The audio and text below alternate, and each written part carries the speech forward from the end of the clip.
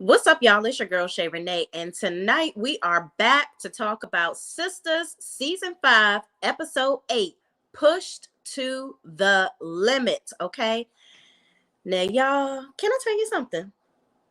This about the only episode that has been slightly interesting. Okay, Tyler Perry trying to bring us back in because he knows that we about getting sick of him. Okay, it still wasn't interesting throughout. All right. But it's enough to bring me back in. But let's get into it, y'all, shall we? Can't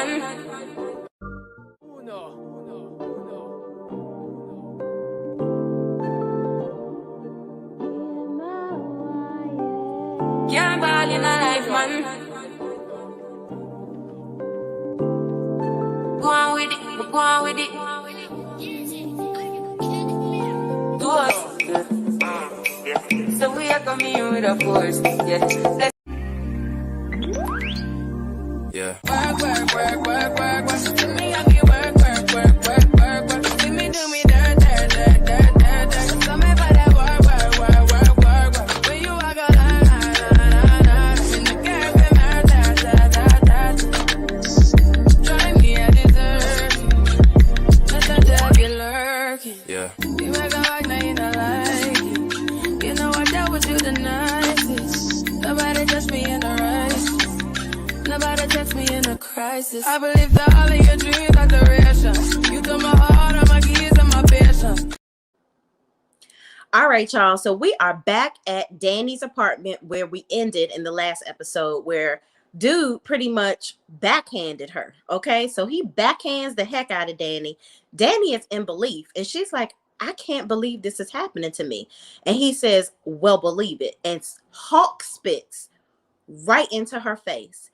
Now, I don't know what type of nettery or whatever that was on her nose. I hope that wasn't real spit, because that would be absolutely disgusting. But I feel like it was some type of prop or something. But anyway, moving on. He's like, yes, this is really happening. Spits in her face. Then she runs away, and he grabs her, throws her to the ground, begins to pulverize her again, and then tells her, say sorry. Say sorry. And she says, I'm sorry, like to try to get him off of her. So then he says, well, you better be lucky, because somebody else would have killed you. And you better hope that doesn't happen next time.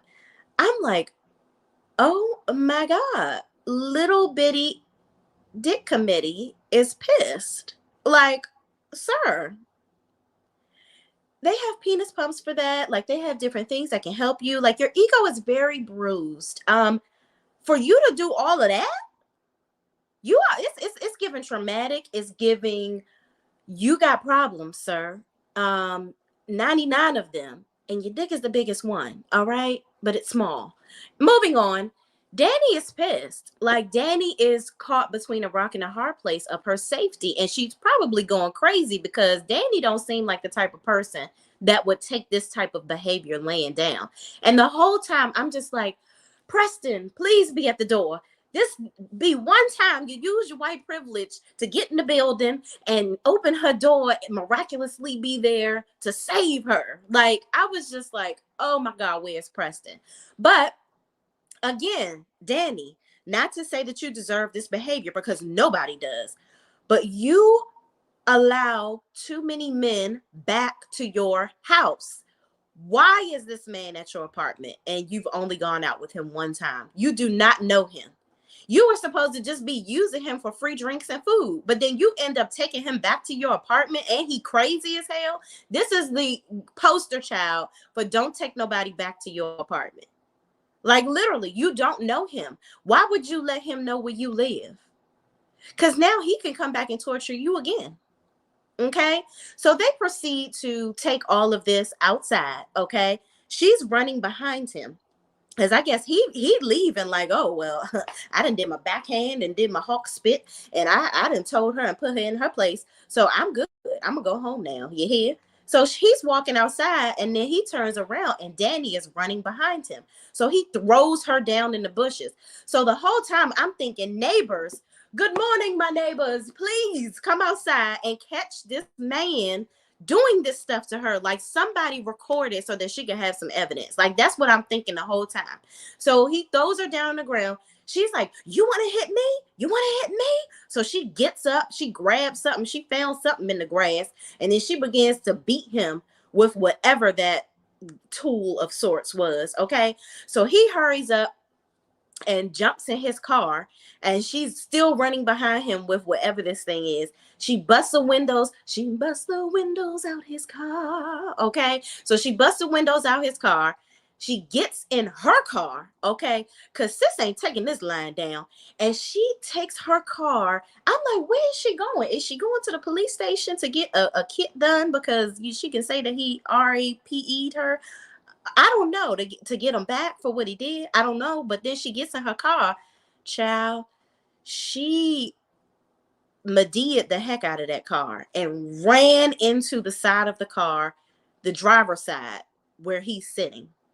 So she does this and she looks ahead, like, I guess, as you know, she done blacked out, and she looks at it like, okay, so I have officially effed up. Okay. So I'm just like, Danni, wow. Wow. This is absolutely insane. But this is really the only entertainment that we really had from Sistas in quite some time. So I was glad to see it. But it was at the beginning of the episode, and then it goes all downhill after that. Okay.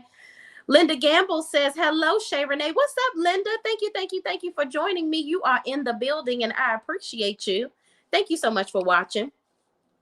So in the next scene, we have Karen. She's still at home, child, and begging her mama to let her out of the house, which I'm like, if she's supposed to be on bed rest, she's a grown-ass woman.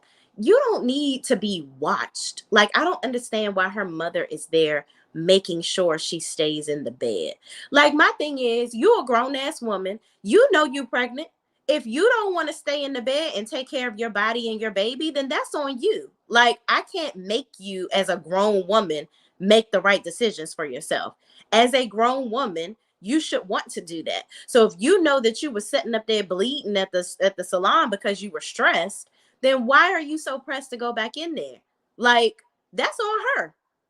Clearly, you so pressed to have this baby because it's Zach's, but you're not going to do what it needs to be done to take care of the baby and make sure that you don't lose it. Okay, whatever, but that's on her. So anyway, the Karen comes out.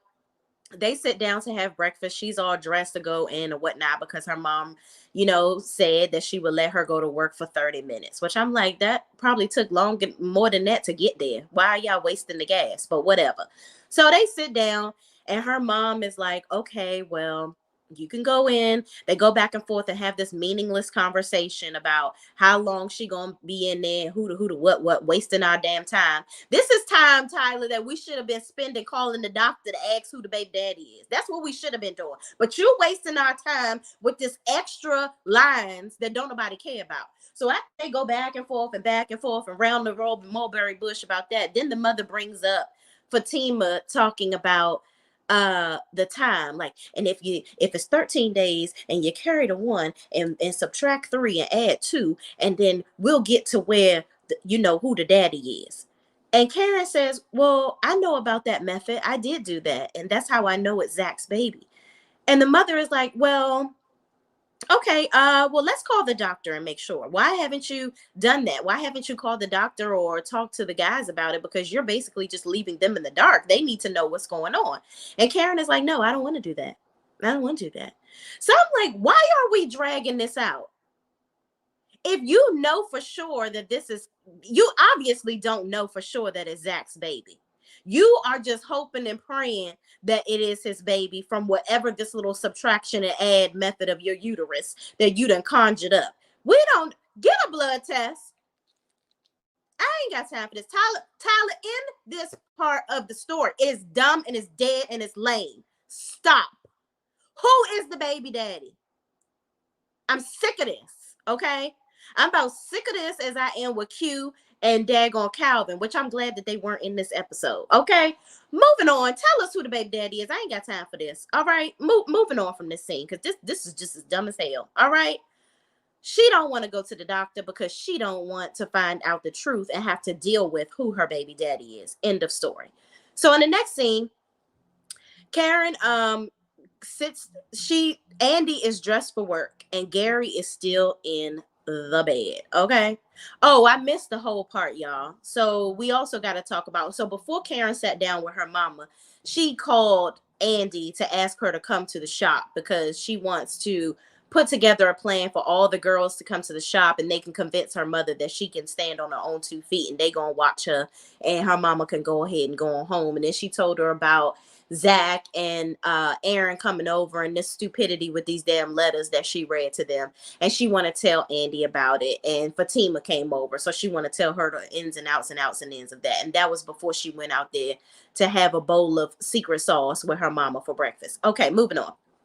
So in the next scene, after all of the Karen BS, Andi is dressed for work and Gary is still in her bed. And she's like, well, why did you get back in the bed after I already made the bed up? You just got right the heck back up in it. And he's like, well, what are you getting ready to do? Like, I'm chilling. And she's like, well, I'm gonna need you to go ahead and head on out. I'm gonna need you to get the hell on up out of here because I got somewhere to go. I gotta go to work and I have something I need to do because I have to do something for a friend. I have something to do. He's like, well, what do you have to do? Like, he's sitting up here questioning her. Gary, get out. Don't question me. Okay, I said what I needed to say now. Get your funky tail about my bed and head on out. Period. I didn't ask you to question me. Don't do none of that. Okay, so they go back and forth over some dumb stuff. He questioning her.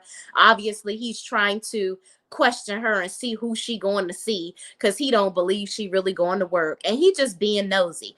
And then he says, well, you should just let me leave some things here because, or I can just lock up for you. You should let me leave some stuff here because, we used to live together. And by the way, I did buy this place. And Andi is like, come on now. This is starting to sound like, the same old reason why we weren't together. Like, we're not together.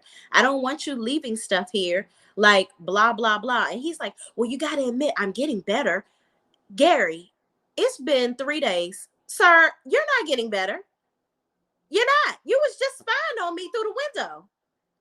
Through the windows, through the walls. You was spying on me, sir. You're not getting better. You're absolutely not getting better. Stop. And Andi tomorrow, yeah, you have. No, he hasn't, girl. What are you talking? Are you delusional? Andi got to be the smartest dumb person I ever met on TV. I never met her, but seen on TV. Like, what are you talking about? Like, she screams stupid. It's like, how much more are you going to allow Gary to do to you? Like, just go on and be with Gary. That's what I need you to do. Just go on and be with him because he done squeezed your ribs up. He done had you walking through the countryside with one heel on and one heel off, took your car, bought you a place, bought you a car. Then he want to sue you. Then he want to do all of this to try to control you. And now he's being nice to you for 3 days and now he's getting better. Girl, stop. So anyway, she's like, come on, Gary, now I need you to leave with me now. I don't want to leave you up in here now. This is my house. You bought it for me. Remember? Get in the shower. But yeah, why you even taking a shower? Because you're about to put the same clothes on. But whatever floats your damn boat. Get on out of here. You hear? So he gets in the shower. And then I see Ebony is in the chat. Ebony M says, hello, everyone. What's up, Ebony? How are you? Thank you so much for joining us. So y'all, Gary gets in the shower. Danni calls the judge again, because she's trying to figure out how she can go and see Sabrina. She leaves her a message so that, she can figure out what time she can actually get in to see her because she was promised that she could go and see her sometime that morning, but she hasn't gotten in contact with the judge. Then she calls Danni to follow up with her to let her know what time around about, they'll possibly be able to go and see Sabrina. So after she leaves Danni and the judge a message, she then proceeds to go through those papers again that were in Gary's pocket. So she's looking at the papers and she's like, this is, oh my God. I'm like, girl, where is your phone? Take a picture of these papers so that you can read them later in more depth. What are you doing? because you did not take in all that information that quick, sis. Okay. So she reading through the papers and it's like 10 pages of stuff. But I guess she, remember when they used to be trying to sell something where it's teaching you how to read like this? I guess that's what she had, and she was doing that. I don't know. But I would have been sitting up there taking a good old photo. I'd have been like, snip, snip, snip, snip. And then I'd have read it later. So clearly she is aware of their diabolical plan, Hayden and Gary. So I don't know what she gonna do with that information, but it is what it is. Okay. So she hurries up and puts the papers back before he gets up out the daggone shower. So I'm like, girl, I hope this really worked for you, child, because it don't seem like you really did anything with that. Sheila Wright is in the building. What's up, Sheila Wright? Sheila says, hello, everyone. What's up? What's up? Thank you so much for joining us. Ebony M says, I'm doing good, Shay. I hope you are too. I am too now that you're here. Thank you so much, y'all, for commenting and joining me. And Miss Popular, let's get Miss Linda Gamble, child. She is shouting out everybody. I love it that y'all be talking in the chat and knowing each other. All right, y'all, back to the story. Moving on, back at Zach and Fatima's house, he made Fatima some breakfast. Fatima comes downstairs and she was like, what you make, some porridge? He said, well, you look like Little Red Riding Hood. You got jokes. I got jokes too. So he's like, come on, eat breakfast with me. And I want to talk to you. And she's like, what are we talking about? And I don't got time for breakfast. I got to go to work. He's like, come on, we need to talk. Like, you don't want to talk about the whole thing with Karen and what happened last night and this, that, and the third. She's like, no, I'm good. He said, let me guess. Okay, you meditated. And I'm like, okay, y'all are going back and forth having meaningless conversation. Didn't y'all just talk about this shit last night? Why are we having this conversation again? She says she over it, sir. Why are you talking about it again? He's like, you got to stop running away from stuff. She's like, Zach, what are you talking about? I'm not running away from nothing. So then he says, well, I really want to talk. And she's like, all right, let's talk. And he's like, well, you seem like you're still mad. Wasted lines. So he says, let's talk about it over dinner tonight. Besides, I have something I want to ask you. She's like, what you want to ask me? He's like, I'm going to tell you tonight. I'm like, oh my God. So she agrees to go to dinner with him. So now we can go ahead and end this stupid meaningless scene. Okay.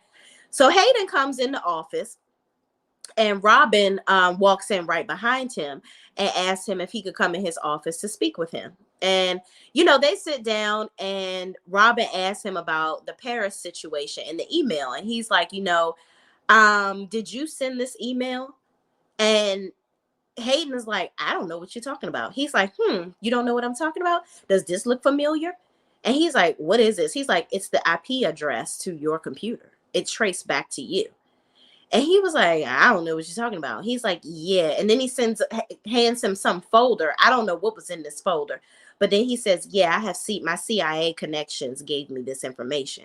So you want to go ahead and tell me what's going on here? And so he's like, why did you do that? Why did you send me that email? And Hayden was like, well, you're new here. And I just thought you should know. Like, I don't want you to get caught up. And Robin is like, listen, this is basically your third strike. He's like, I don't know what your MO is. I don't know what you're trying to accomplish by doing all of this stuff. How do you know that this is true? And Hayden says, trust me, I know. I'm like, Hayden, do you have video? Where's the proof? The only thing you have is because Gary told you that they slept together. Gary don't know for sure. Well, Gary may know, maybe because Andi admitted it to him. But it's word of mouth at this point. And why do you care? Who cares? That's not going to do anything to the firm with her. Well, I guess it would because that is the janitor that worked there. But there's no proof that this woman slept with him. Okay, so you need to just leave it alone. It wasn't even no point in you telling this man that. Well, I guess you're doing it because you're trying to help your little slimy friend Gary mess up her and Robin's relationship. But whatever. So Robin was like, well, you need to stop doing this BS because at the end of the day, if this is not true, she can sue the firm and she can also sue you. And Hayden is like, yeah, whatever. I ain't worrying about that. Okay, what else is going on? And then Robin says, well, listen, I don't want to see any more of your shenanigans. This is the third time is the charm. Like, if you do something else, you basically gonna get the hell up on out of here because I ain't got time for your okay. And Hayden was like, yeah, right. You ain't gonna fire me because I account for 34% of the revenue at this law firm. So what else is going on? What you gonna do? How you gonna act? And Robin is like, sometimes people can think that they're greater than what they are, and sometimes greatness can turn into terrible. Okay, so yeah, you ain't too good to get the boot. Okay, and my thing is, yeah, you a good lawyer, but there's always five other amazing lawyers right behind you waiting to take your spot. That's probably better than you. So don't think you're too big for your britches, sir. Okay? Because ain't nobody too good to get your ass fired. And then my thing is, if you so great and so valuable, why don't you start your own firm? If you got so much mouth, Johnny Cochran, go on get your own firm. You over here, what? Get your own firm. Why you riding mine? Okay, that's all I got to say about that, Hayden. You ain't that great if you can't hold it up on your own and do your own thing. And that's that on that. Y'all, shout out to my Kale Tonic. If you go onto, this will actually be available on my website later on. This is very tasty. Okay. And healthy for you too, might I add. Over here detoxing. But anyway, moving on. Oh, I see my girl Linda. Linda Gamble says, Shay, are you going to be reviewing Love on Borders on Bravo? You know what? I did see that I think that came on tonight, right? Let me know if that came on. I think I am going to start watching it. I always like to watch like 1 or 2 episodes just to see if it's going to be good, so I don't waste y'all time. But if you think it's good, Linda, I'll go ahead and review that for y'all. Just let me know. I got to look and see when it comes on. So, moving on. So Robin basically says, I don't care how great you think you are, but you ain't too great to get fired. If you do something else, I'm kicking you right the heck up on out of here, like that we did at the Banks house on Prince of Bel-Air. Keep it on, and I'm gonna be Uncle Phil throwing you right the heck up on out of here like he did Jazz. All right, he ain't say that, but I can imagine that's exactly what Robin would do, throwing Hayden about that daggone law firm. But moving on. So then Andi comes in, okay, and Fatima comes in and says, I have this report ready for you, and this, that, and the third. And as she's coming in her office, Hayden is like, and the day just gets worse once he sees Andi. So Andi is in the office. Fatima's giving her the breakdown of what needs to be done. Then they end up talking about Fatima, going to Karen's house. So she tells her, Andi, of course, acts surprised, even though Karen told her tale not even an hour ago that Fatima was at her damn house. But I guess she got to act oblivious because she not trying to be the middleman between them and their BS. Okay. So then Andi tells Fatima that she called the judge and the judge didn't respond to her. And what gives? Because you're supposed to have this amazing contact, but the lady ain't responding. So Fatima was like, let me let you know she will call you. Stay by your phone. So she texts Madam, and Madam, of course, I don't know if she pulled up to the judge house again with her high beams on and ran into her door real fast, but the judge called Andi right on back and they set up the appointment. She can go see Sabrina at 5:00. So Andi is like, man, you always have my back. I really appreciate that. And Fatima was like, always, I got you. So moving on. Robin comes in the office right after Andi. Wait a minute. No, Robin came in the office actually before. Y'all, I'm just going straight on through this because it really wasn't nothing that happened in this episode. Robin came in there before Fatima did, right? And Robin was like, Andi, I gotta tell you, I gotta talk to you. And she's like, is this about the business? And he's like, come on, Andi, no, it's not. I just want to talk to you. She's like, okay, well, if it's not about the business, he's on down the road now. So he goes on and leaves out because he clearly sees that she ain't for having it with the BS. So that was when Fatima came in, told her about going over Karen's house, and now she understands Karen and all this, that, and the third. And it was helpful for her to get Karen's point of view, listen to Zach, see what's really going on, gain more insight. And then that was when they got the whole situation cleared up with the judge, and the judge called. Easy peasy. She's going to go see Sabrina. Okay. So moving on, Hayden calls Gary and tells him about Robin catching his ass up about that daggone email. And Gary laughs and was like, well, I mean, you do talk too daggone much. He was like, you know what? Maybe you should be paying attention because he could be watching your phone calls right now. And Hayden all scared, like, oh my God, could he really be doing that? And he's like, oh my God, you are so scary. For you to have so much mouth, you are so scary. And so they talk about the hedge fund and all this, that, and the third, and how he gonna talk to the peoples and blah, blah, blah. And Hayden was like, I really just want to get him out of here. I can run this place. And Gary is looking like, I don't even really know. I don't, I'm starting to lose confidence in you because you're doing too much. Okay. But yeah, let's just go on. Don't do nothing else stupid. Okay. Because you're underestimating this man. And I done told you that. All right. So then they end up getting off the phone. Karen goes to the salon with her mom in the next scene. Karen goes to the salon with her mom, and Pam has Karen sit down immediately. She's like, okay, you need to take care of yourself. We're going to take care of you. Sit on down. So Lisa gets a phone call, Lisa, Karen's mom, and she goes in the back. So Karen tells Pam, listen, Pam, you have got to free me from my mom. Like, you always have something up your sleeve. Figure it out and get me away from my damn mama because I am sick of her. Okay, I need her to get the hell up out of here. She is getting on my nerves. I cannot sit down all day. Okay, I'm just fine. Figure it out. And Pam is like, I know you lying as mean as you've been to me. And you want my help? I know you tried it. Yeah. I don't know what to tell you. I don't know what to tell you. And Karen's like, please, please. You did a good job in here. But yeah, just get me away from my mother. I can't do it. And Pam was like, all right, I'll see what I can do. So then Andi comes in and Karen gives her the biggest hug of life. And Andi is like, you ain't never hugged me like this. What the hell you want? So Karen pleads her case with her and says, listen, I need you to get my mama the hell away from me because I need my space. Okay. So the mom comes out. And Andi, she was like, Karen was like, I wish Sabrina was here because she knows how to look sad. And I'm like, did you really wish Sabrina was there, or was that just a way for y'all to bring up Sabrina's name? Because she haven't been on the episodes, because she's supposedly recording some Christmas show, some Christmas movie, so that's why she hasn't been seen as much this season. I'm like, well, Sabrina hasn't filmed a lot. Sabrina's character hasn't been filmed a lot. But what about Maurice? Why we ain't heard nothing about Maurice or seen him too? And Tyler, you dragging out this baby daddy story. Now you're gonna drag out us seeing Maurice? Yeah, get it together. But moving on.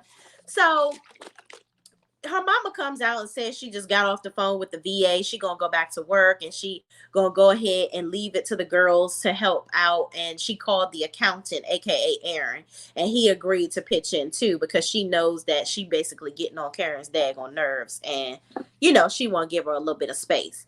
So Karen is like, yeah, okay. Oh, you call Aaron? Okay, whatever. I deal with that later. But okay, great. The girls are gonna watch me. We're gonna be just fine.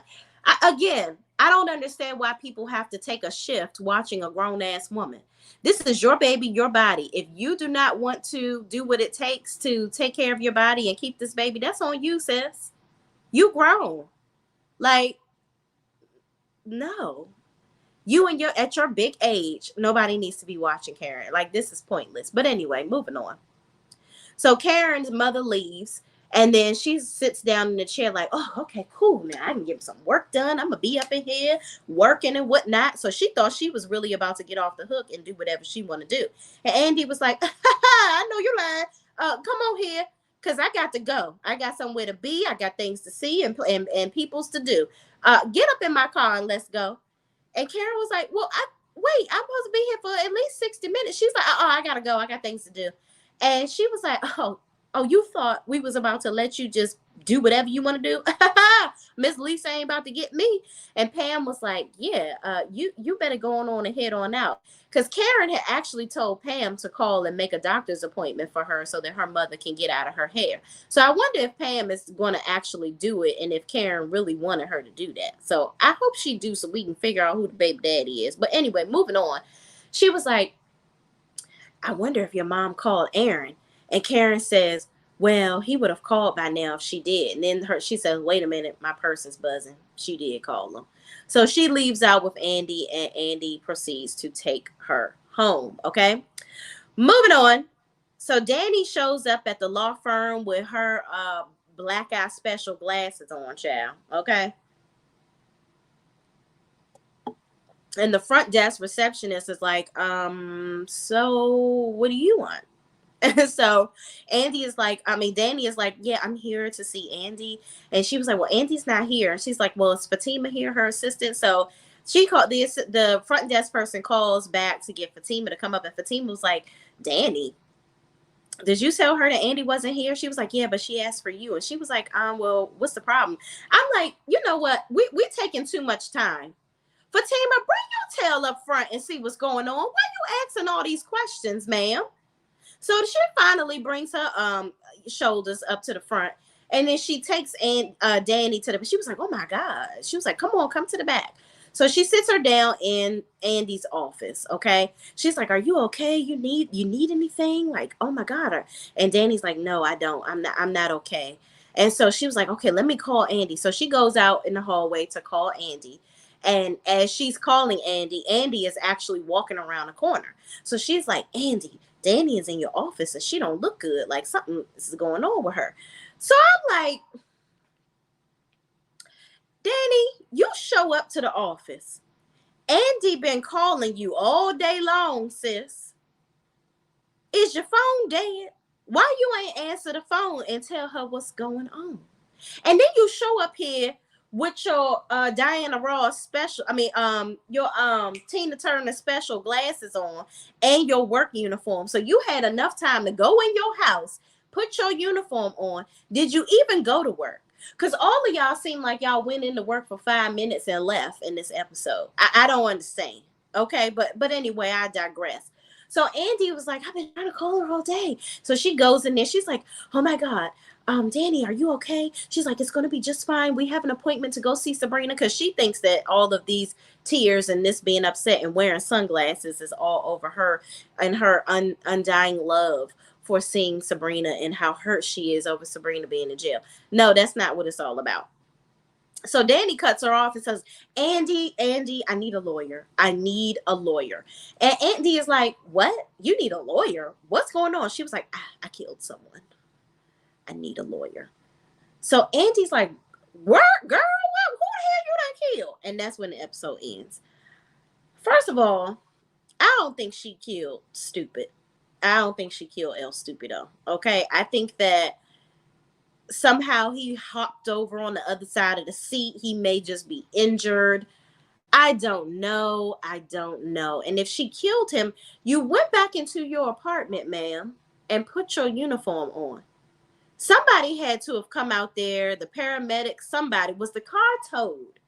I have so many questions, you see, because this was out in front of your building. So if the man was dead, you would really know. Or wouldn't, would you? Because if you rolled out in your car or you went, where did you go stash the car?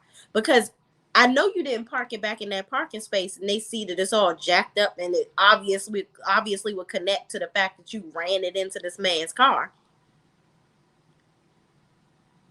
Child, I don't know what they're trying to do with this storyline, but I don't know if they're trying to just have Sabrina have a partner in jail. Is Danni filming a Christmas movie too? And y'all need to get rid of her for a couple of episodes and fake like she in jail? I don't know. I don't know what's going on. But anyway, Tyler, kudos to you. You have officially kept me on for maybe one more episode before I say sayonara to your BS and your lackluster writing skills. And you think you slick because you basically rewrote Hannah's story from the haves and the have-nots, okay, about the person spitting on her and her blacking out and going crazy on somebody. Stop with the lazy writing. Do better, sir. You did one little hyped up scene, but you're creating new stuff, but you're not solving the old stuff. Where is Maurice? Where is Maurice? Who is Karen's baby daddy? Who is Karen's baby daddy? Who is it? Let's figure it out, okay? Anyway, y'all, thank y'all for watching. Please, please, please don't forget to like, comment, subscribe, and share this video with anybody else that's watching this Tyler Perry foolishness too. All right, and I will see y'all in the next video. Peace out.